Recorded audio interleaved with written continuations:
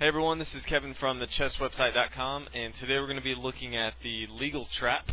And this is actually my favorite trap just because I see it more often than any other trap out there. So it starts out with pawn to e4, which I like just because this is kind of the opening that I usually start with. And black responds pawn to e5, very common.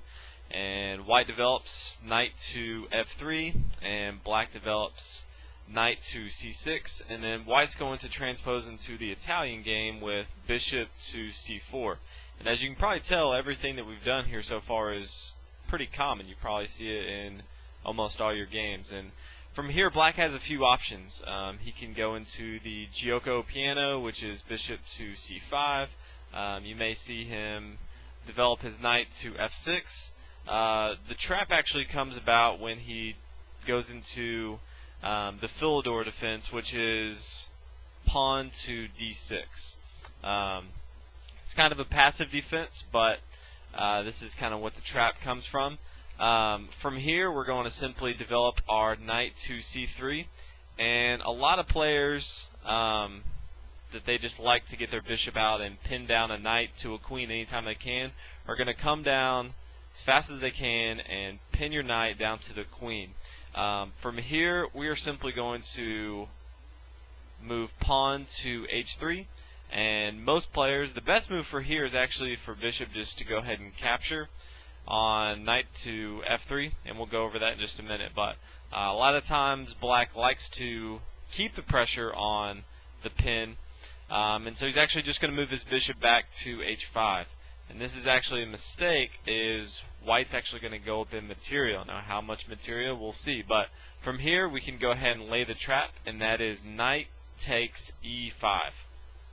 Now as you can see, this looks really tempting for black, as he can come in and take the queen. This is actually going to lose the game. If black does take the bait and capture on d1, then white can simply take on f7, check the king. He obviously cannot take this bishop because we have our knight here, and he can't move to d7 because our knight is here. His only move is e7, and we can come with our knight to d5 and checkmate. So obviously that is the trap. That's how they can fall into it. Let's go ahead and take a look at a few nuances that you'll want to take a look at. Back in this example, as you saw, we moved pawn to h3.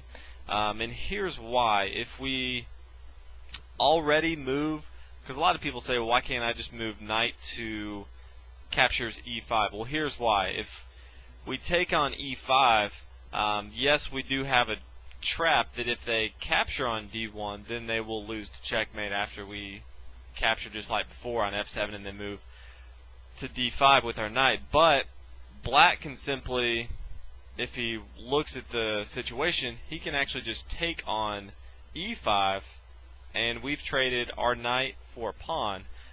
We cannot recapture this bishop on g4 because his knight is not protecting it.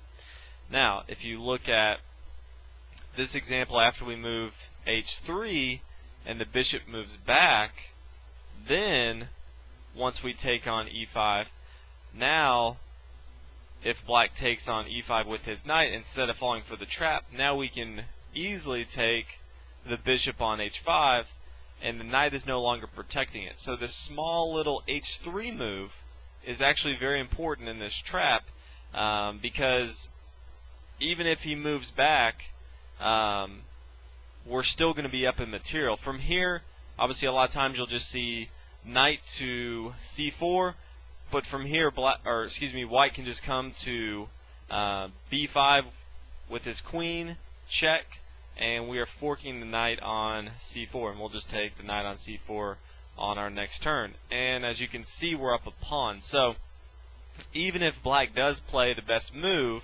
after he moves his bishop back and we take, even if he makes the best move here of knight captures e5, we're still going to be up in material. And this is a big difference than if we try right away to capture on e5. Now, I know a lot of people have asked in other videos, well, how can black avoid this? Well, there's two ways black can avoid this. One is if you ever do come across this trap as black, one, you can just capture right away on F3 and not even allow him to get the trap in.